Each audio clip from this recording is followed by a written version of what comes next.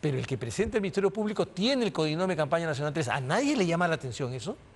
¿No le parece extraño que de pronto se adultere un documento y que sea usado como prueba contra una persona para condenarlo? La defensa seguro al momento de la apelación tendrá que apelar, tendrá que invocar eso que usted está mencionando. Sí, pero a mí se me paran los pelos con una cosa así. Si en el Perú comenzamos a condenar a la gente con prueba adulterada, Dios nos libre.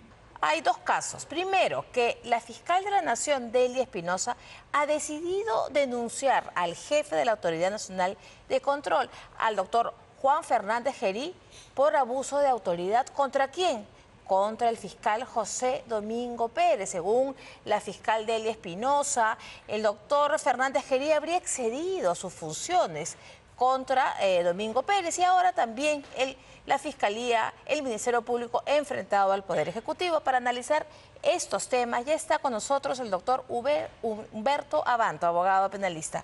Doctor, buenas noches, bienvenido. Buenas noches, Diana, un placer estar acá, como siempre. ¿Cómo analizar que la fiscal de la Nación se pone del lado del acusado, se pone del lado del sancionado y denuncia al sancionador? ¿Cómo podemos leer esta acción? No, no es una sorpresa. Digamos, la guerra contra Fernández Gerí comenzó desde su selección en la Junta Nacional de Justicia anterior, cuando no se le quiso juramentar, hubo un plazo bastante prolongado que estuvo en la nada.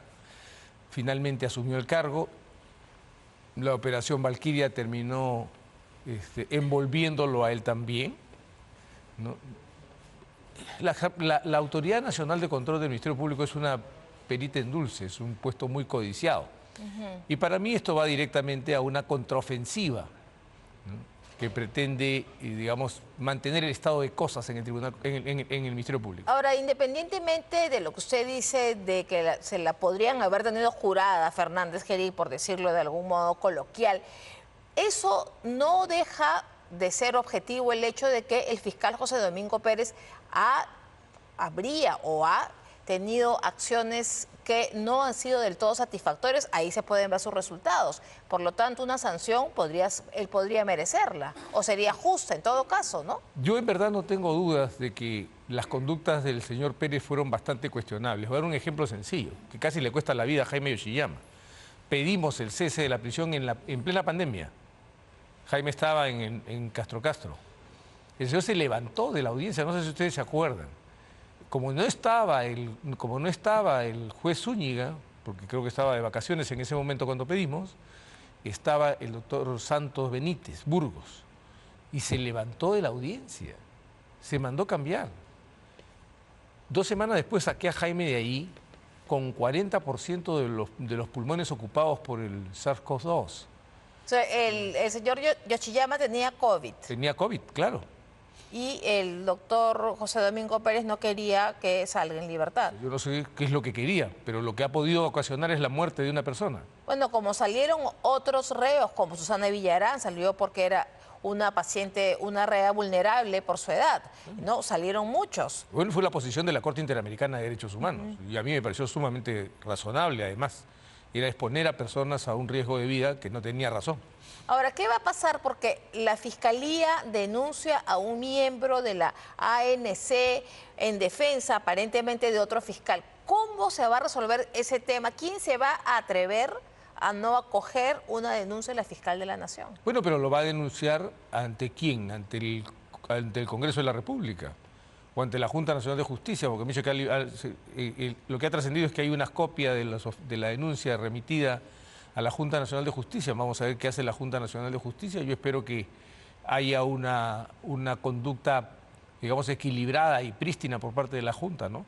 Bueno, es un personaje sin duda controversial, José Domingo Pérez, y apuntan a que no lo dejaron entrar a su oficina y él hizo todo, él hizo una denuncia más allá de la sanción, el abuso de autoridad, diría, porque no lo dejaron entrar al día siguiente de la suspensión a su oficina. Pero ese es un disparate, él no puede entrar, o sea, las normas son claras en la disciplina del Ministerio Público, pero además iba portando un arma.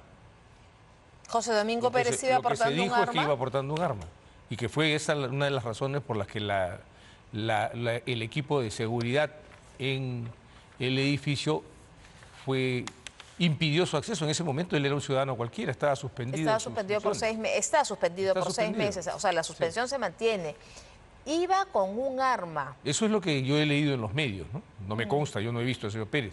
Suelo no prestarle mucha atención, salvo cuando se presentan estas situaciones.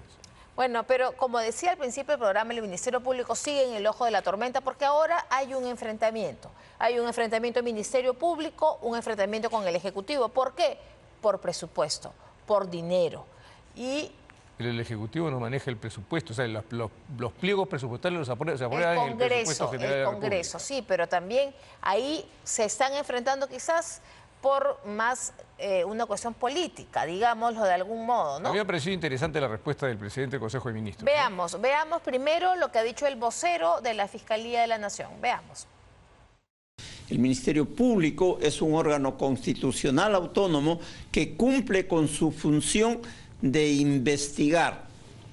Indudablemente que a determinados funcionarios que vienen siendo investigados les causa mucha molestia el ser investigados y han tomado represalia disminuyendo drásticamente el monto del presupuesto que ha solicitado el Ministerio Público para poder cumplir cabalmente con sus funciones. Bueno, el fiscal Cubas habla de una represalia, pero veamos qué es lo que dice el presidente del Consejo de Ministros, Gustavo Adriancén. El año pasado, le pregunto yo, ¿cuánto ejecutó el Ministerio Público de su presupuesto para inversiones? Revisen esa cifra y luego me digan si tienen capacidad o no de ejecución eficiente. Y voy a agregar 4% menos. ¿Cuánto dejaron de ejecutar? Es la gran pregunta. Bueno, ahí se están peleando por dinero, pero la acusación que hace el fiscal Cubas Villanueva es grave, porque él está asumiendo y concluyendo que si les han recortado el presupuesto es por represalia. Es un argumento ad hominem, es decir, absolutamente caprichoso. El presupuesto no se maneja así. El presupuesto tiene un procedimiento de aprobación en el Congreso de la República y tiene un procedimiento de ejecución a lo largo del año. Entonces, decir que alguien le ha recortado es decir que el Ejecutivo puede recortar el presupuesto general de la República. Creo que estamos haciendo más estruendo que pasando la información seria a la gente, ¿no? Bueno, se supone que hoy día iba a haber una reunión en la PCM entre la fiscal Delia Espinosa y el doctor Adriancén, pero esa se ha suspendido. ¿Será por estos dimes y diretes? Pero es que esa no es la forma de obtener recursos, ¿no? O sea, si uno quiere más recursos, presenta seriamente el problema, convence al Ejecutivo de la necesidad de un crédito suplementario y se va a pelear en el Congreso para que ese crédito suplementario avance. Aquí el problema realmente, me van a disculpar, es que la señora Boluarte no toma la iniciativa. Es importante reformar el Ministerio Público y para reformarlo hay que incrementar el número de fiscales supremos hasta el número de 9, de tal manera que tengamos una nueva junta de fiscales supremos que lleve adelante el programa de reforma del Ministerio Público. En el Ministerio Público hay que empezar a tener en cuenta una cosa que no se tiene jamás en cuenta en el Perú, y es que ¿qué resultado brinda el gasto que hacemos los peruanos en el Ministerio Público? ¿Cuánto nos ha costado el caso Cócteles, por ejemplo? ¿Cuánto le ha costado a los peruanos, al contribuyente peruano? Porque el dinero que el Estado no fabrica dinero. El Estado no es una empresa, no gana dinero. Son los impuestos que nosotros pagamos. Directos e indirectos, porque mucha gente dice, no, pero no paga el impuesto a la renta, pero cuando compra algo está pagando el IGB. Desde que prende la luz de su casa está pagando impuestos. Así es. Entonces, ¿cuál es el resultado? Lo que hay que empezar a preguntarnos es cuál es el resultado. En el sistema norteamericano, como el fiscal es electo, entonces tiene a su contrincante que le lleva la cuenta de cuánto pierde del dinero de los contribuyentes. Aquí nadie lleva esa cuenta.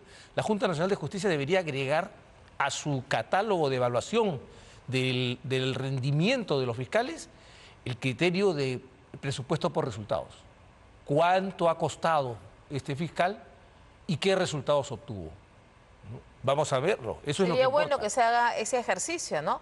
Porque usted habla de que se modifique y se reforme la Junta, que se nombren a más fiscales supremos, porque hasta ahora todos los que están en la Junta ya fueron fiscales. Así es. Todos, fiscales de la porque Nación. está Pablo Sánchez, está la señora Zoraida Ábalos, está Delia Espinosa, está Juan Carlos Villena. ¿Me olvido de uno? Ninguno. Están los cuatro. Están los cuatro. O sea, y de aquí le toca a otro y se lo van rotando. Van a tener que dar la vuelta. Entonces necesitamos nuevos fiscales supremos para que estos fiscales supremos reciban de parte del Congreso la autorización para llevar adelante un programa de reforma del Ministerio Público que pase por la evaluación de todos, una pequeña reforma constitucional con una disposición transitoria que permita una ratificación excepcional para ver cómo han marchado y comenzar a exigirle resultados al Ministerio Público. Ahora, pero ¿quién hace la reforma? ¿El Congreso, este Congreso, o habría que esperar porque ya estamos en un gobierno de salida? Yo creo que es mejor, porque es un Congreso que no tiene nada que perder.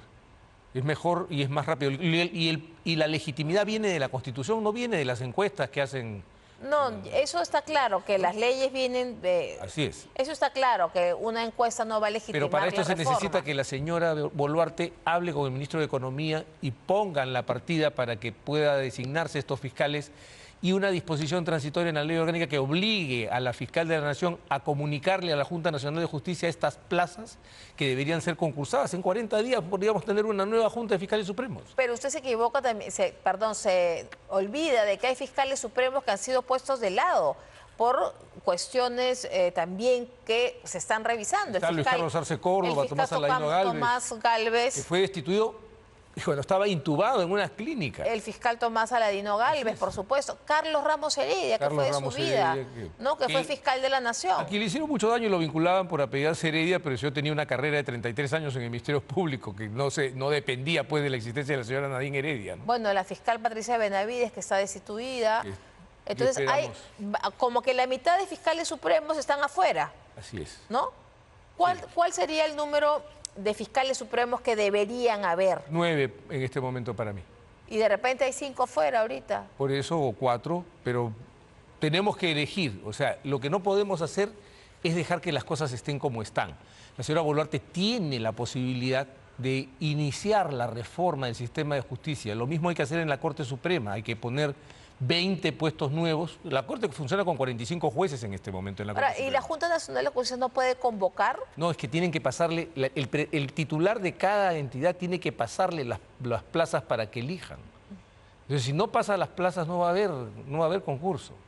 No, pero ¿usted cree que la doctora Delia Espinosa va a abrir plazas? No, por eso, no, es que tiene que abrirlas el Ejecutivo, facilitando los recursos, hacer una reforma en la ley orgánica del Ministerio Público, una reforma en la ley orgánica del Poder Judicial, donde dice que hay 20 fiscales, que jueces supremos tiene que haber 40. Entonces va a poder usted llevar adelante, estas son organizaciones jerárquicas, así que primero tiene usted que lograr la reforma arriba, para que luego se traduzca, vaya penetrando y permee todo el sistema. Pero como usted dice, se requieren recursos para ello. Sí, claro, pues de repente no le falta razón a la Fiscalía en pedir recursos. Es que no sabemos para qué está pidiendo, no está pidiendo para una reforma, está pidiendo para gastar más. Dice que para que se necesitan más fiscales. Lo que concretamente ha dicho la Fiscalía es que crece el crimen, crece el sicariato, pero les recortan el presupuesto. Pero yo tendría que mostrar el recorte, ¿eh? Hay que tener mucho cuidado con las expresiones. Recortar el presupuesto es una cosa muy seria y muy difícil de hacer por parte del Ejecutivo. Entonces hay que ver cómo están ejecutando. La pregunta del señor Adrián Sega me pareció muy seria. ¿Cuánto gastaron el año pasado? ¿Cuánto ejecutaron de su presupuesto para inversión? Según Cuba se han ejecutado el 97%. Bueno, habrá que ver. Y segundo, presupuesto por resultados. ¿Cuánto han producido con el dinero de los contribuyentes? Dice Gustavo Adriansen que a una institución eficiente se le aumenta el presupuesto. ¿Eso es cierto? O sea, está diciendo que la Fiscalía es ineficiente. Bueno, ¿usted qué piensa con el crecimiento del crimen en el Perú? El ciudadano común, ¿qué siente? ¿El Ministerio Público es eficaz? ¿El Ministerio Público es eficiente? 90%, 9 de cada 10 peruanos consideran que el Ministerio Público es una entidad ineficiente. Es solo una sensación. Ahora, hablando de eficiencia y ineficiencia, esta semana el Ministerio Público ha presentado finalmente la denuncia constitucional contra Martín Vizcarra, María Antonieta Alba, ministra de Economía, y contra Víctor Zamora, exministro de Salud. Y según el Ministerio Público y la denuncia que han presentado, hay 131 elementos de convicción. Esta es una colusión grave en la compra de pruebas rápidas. Entonces dice que la denuncia se hizo esto para favorecer a las empresas Nipro Medical Corporation y Multimedia Supplies. Entonces, si hay 31 elementos de convicción, ¿qué quiere decir esto, doctor? ¿Que está casi probado que hubo esta colusión agravada? Yo siempre desconfío de esas denuncias que están tan cargadas de elementos de convicción. No se olvide que En el caso Cócteles hay 19.000 documentos. Vamos a ver qué pasa al final. Entonces, lo que me preocupa es por qué se demoró tanto. O sea, lo que pasó en la pandemia ha pasado hace 5 años. Y la doctora Ampuero presenta la denuncia en el año 21. Así es, y recién lo hacen. Creo que hay demasiada gratitud en algún sector ideologizado en el Perú respecto de un hombre que les dio mucho dinero en ese tiempo, ¿no? Pero también hay que decir que esa denuncia se había archivado. Por eso. Juan Carlos Villena la archivó en primera instancia Eso, ¿no? y la doctora Ampuero insistió, se reabrió, la Procuraduría insistió y se pudo reabrir. Pero hay otro detalle que también está en la denuncia, que la acción habría ocasionado un perjuicio económico al Estado de 22 millones de soles. Pero más que el perjuicio económico son las vidas. Eso no es. Hemos tenido 250.000 personas muertas. A eso voy. Y las pérdidas que el Perú tuvo fueron enormes. Hablar de 22 millones de soles es hacer una cuenta absurda. Decir que 22 millones de soles es el resultado de esta monstruosidad que produjo el peor resultado del mundo. En pandemia, sí. Pero claro, cuando se habla de los 200.000 muertos, que muchos de ellos desgraciadamente se habrían producido porque tenían resultados falsos negativos, ¿no? Sí, acuérdese de ese congresista. El congresista, sí, él es congresista de Amazonas. Le había salido el resultado adverso, un resultado negativo, cuando en realidad sí estaba con COVID, y eso le pasó a muchísima gente. No, o gente que le salía negativo iba por el mundo contagiándose porque estaba con el COVID, ¿no? ¿Y por qué se hizo eso? ¿Por qué se cambió la ley? ¿Por qué la ministra se negó y luego cambiaron al ministro y cambió la norma?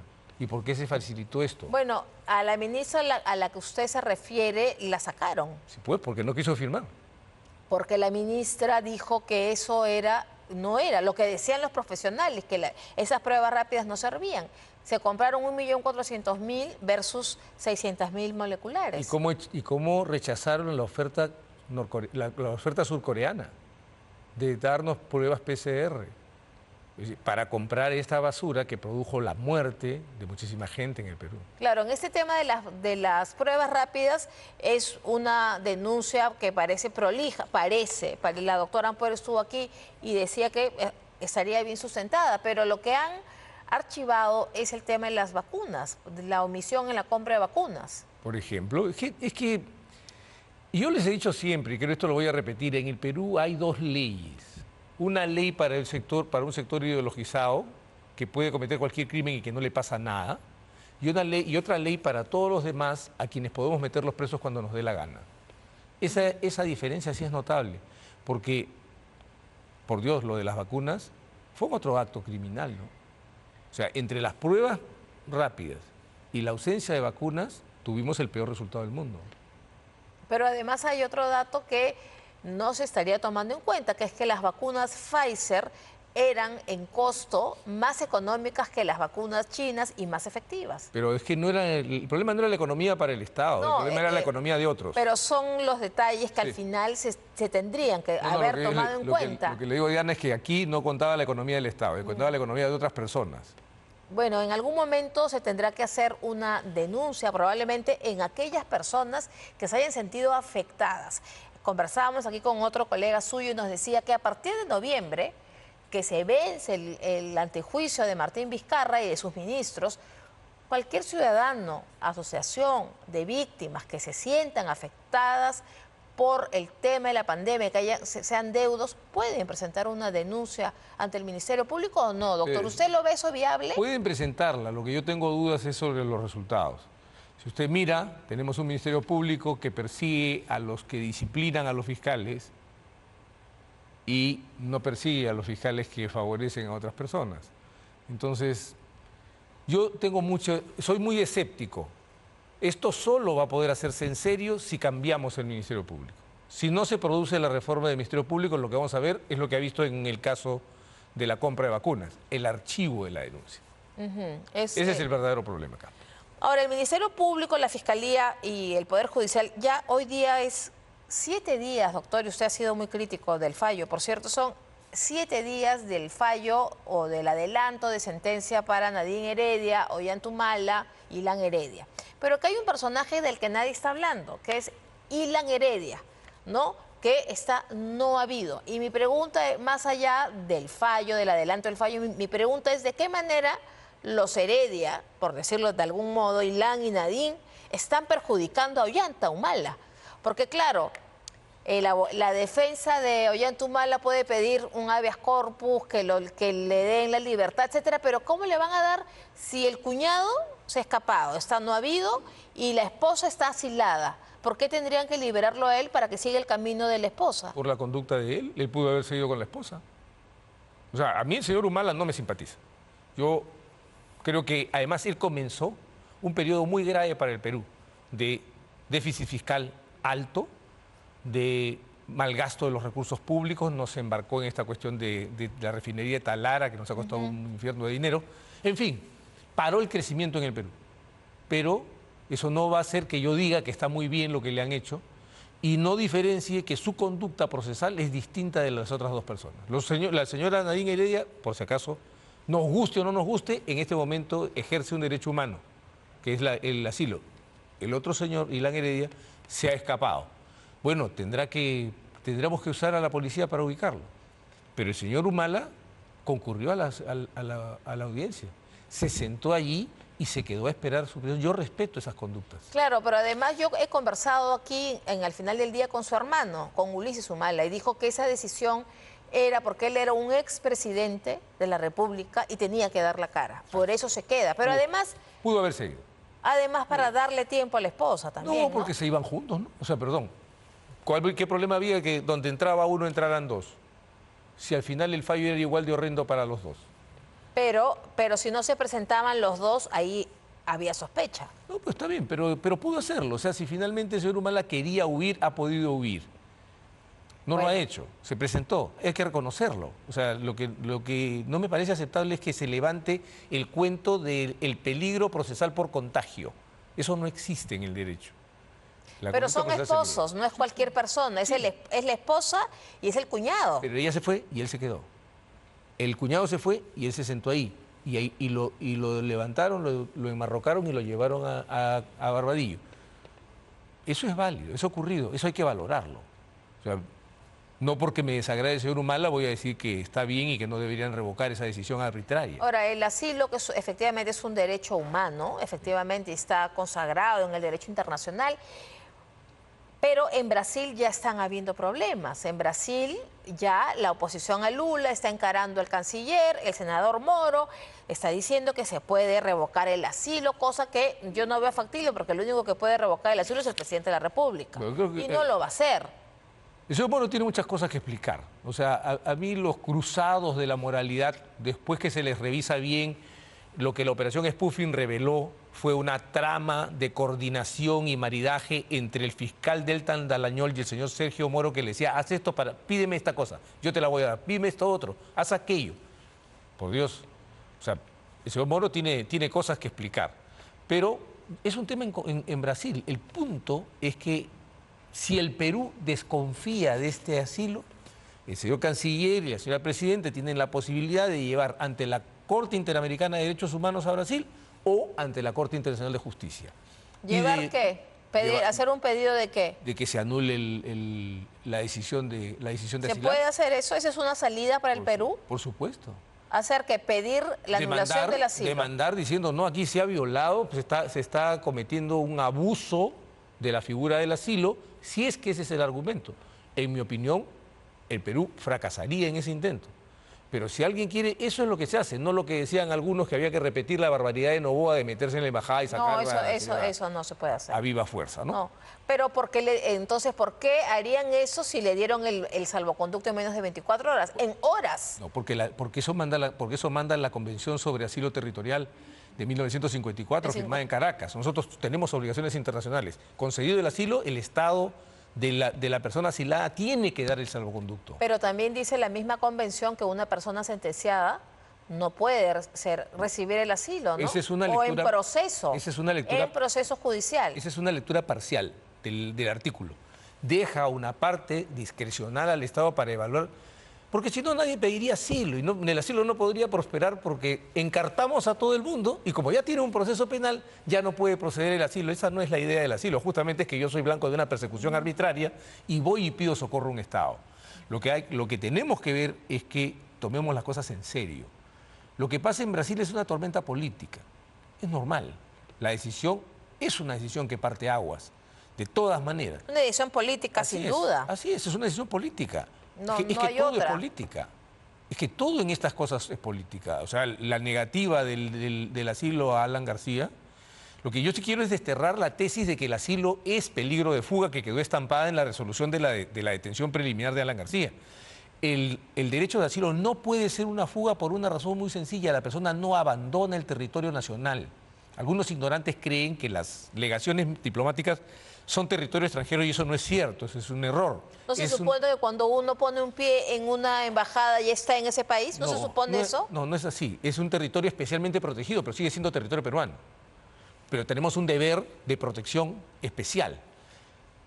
Está allí y si el Estado encuentra que no hay persecución, le dice que se retire. ¿Y dónde está? ¿A dónde sale? ¿A otro país o o regresa a las calles del territorio peruano?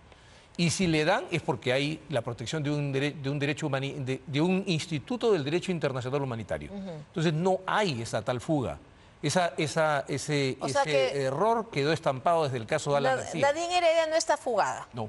Está asilada. Está asilada. Pero para evadir la justicia, sin duda. Pero es que no está evadiendo la justicia. ¿Y qué está haciendo? Lo que yo he visto es un fallo de manifiesta injusticia.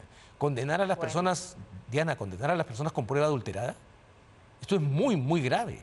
Esa orden de pago que se ha valorado, sobre la que no ha dicho nada el adelanto de fallo, el original no tiene el codinome Campaña Nacional 3, pero el que presenta el Ministerio Público tiene el codinome Campaña Nacional 3. ¿A nadie le llama la atención eso? ¿No le parece extraño que de pronto se adultere un documento y que sea usado como prueba contra una persona para condenar? Seguro, al momento de la apelación tendrá que invocar eso que usted está mencionando. Sí, pero a mí se me paran los pelos con una cosa así. Si en el Perú comenzamos a condenar a la gente con prueba adulterada, Dios nos libre. Bueno, muchísimas gracias doctora Abanto, por su posición. Al final del día nosotros cambiamos.